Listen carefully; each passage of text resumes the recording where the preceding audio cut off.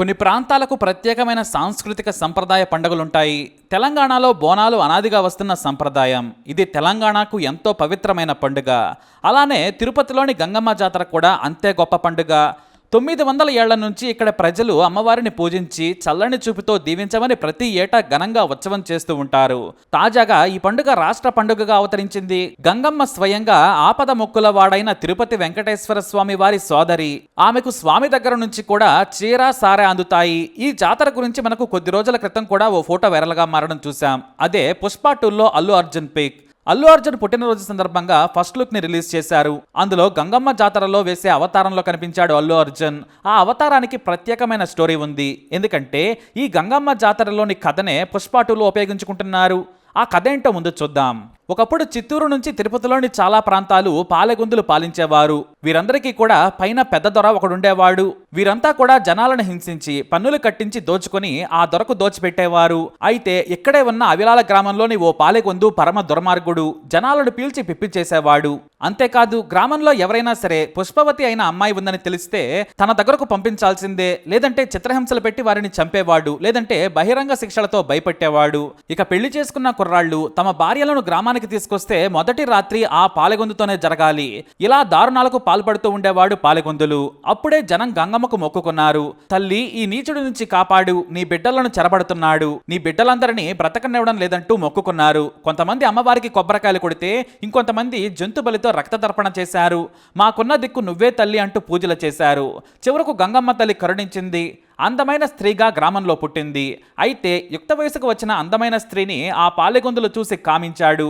తనను కూడా అనుభవించాలనుకున్నాడు. దీంతో ఒంటి మీద చెయ్యి వేయగానే సంహరించాలని కత్తి దూసింది గంగమ్మ. దీంతో భయపడి వెంటనే చీకట్లో నక్కాడు. ఎంత వెతికినా కూడా దొరకలేదు. అయితే తాను సహజ అందంతో ఉంటే పారిపోతాడని నాటి నుంచి మారువేషంలో తిరిగారు గంగమ్మ. అప్పుడు ఆ నీచుడిని బయటకు తీసుకొచ్చేందుకు జాతర నిర్వహించారు. ఆ జాతరలో గంగమ్మను తిట్టారు భక్తులు. ఎంత తిడితే అంత పుణ్యం. దాదాపు వారం పాటు ప్రతిరోజు ఏదో ఒక వేషం వేశారు. అలా వేషాలు ఇప్పటికీ వేస్తూనే ఉన్నారు. అయితే ఎన్ని వేషాలు వేసినా సరే ఆ నీచుడు బయటకు రాలేదు. దీంతో చివరకు దొర వేషంలో వచ్చింది దేవత. దీంతో ఆ దొరను చూసి తనవాడేనని బయటకు వచ్చాడు. అప్పుడే గంగమ్మ తన విశ్వరూపాన్ని చూపించింది. ఆ తల్లి విశ్వరూపం చూసి గ్రామస్తులంతా తన్మయత్వంతో భక్తితో మొక్కారు. ఇక ఆ పాలెగొంతులు మాత్రం భయంతో పారిపోయేందుకు ప్రయత్నిస్తే ఒకే కత్తి వేటితో సంహరించింది. దీంతో నాటి నుంచి ఆ పాలెగొందుల సమస్య చుట్టూరా మాయమైపోయింది. జనం సంతోషంగా బతికారు. ఆ జాతర కూడా నాటి నుంచి ఘనంగా జరుగుతుంది. భక్తులు కూడా తల్లి వేసిన మారు వేషాల్లో రూపం మార్చుకుని దేవతను తిడుతూ తన్మయత్వం పొందారు. ఒక్కసారి విశ్వరూప సంస్థానికి వడిబాలు కడితే పండగ మొదలైనట్టే. పండుగ పూర్తయ్యే వరకు ఎవరూ గ్రామం దాటి వెళ్లకూడదు. 7 రోజుల్లో మొదటి రోజు బైరాగి వేషం వేస్తారు. 2వ రోజు బండ వేషం, 3వ రోజు తోటి వేషం, 4వ రోజు దొర వేషం, 5వ రోజు మాతాంగి వేషం, 6వ రోజు సున్నపు కుండలు ధరిస్తారు. 7వ రోజు గంగమ్మ జాతర ఘనంగా జరుగుతోంది. అమ్మవారి విశ్వరూపం ప్రతిష్టతో పండగ ఘనంగా ముగుస్తోంది. అయితే ఇదే కథతో పుష్ప 2 అల్లు అర్జున్ మారువేషాలతో అడవిలో తిరుగుతాడట.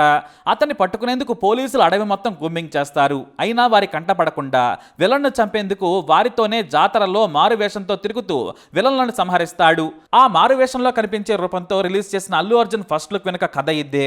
దుష్ట సంహారానికి గంగమ్మ వారు వేషంలో తిరిగితే పుష్ప కూడా తన శత్రువులను చంపేందుకు అమ్మవారి వేషం వేసి విలన్లను అంతమొందిస్తాడట.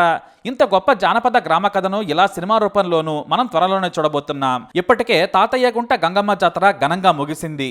మరి ఈ జాతరపై మీ అభిప్రాయాన్ని, అనుభవాన్ని తప్పకుండా కమెంట్ ద్వారా తెలియజేయండి. వీడియో లైక్ చేయండి, షేర్ చేయండి, మా ఛానల్ సబ్స్క్రైబ్ చేసుకోండి.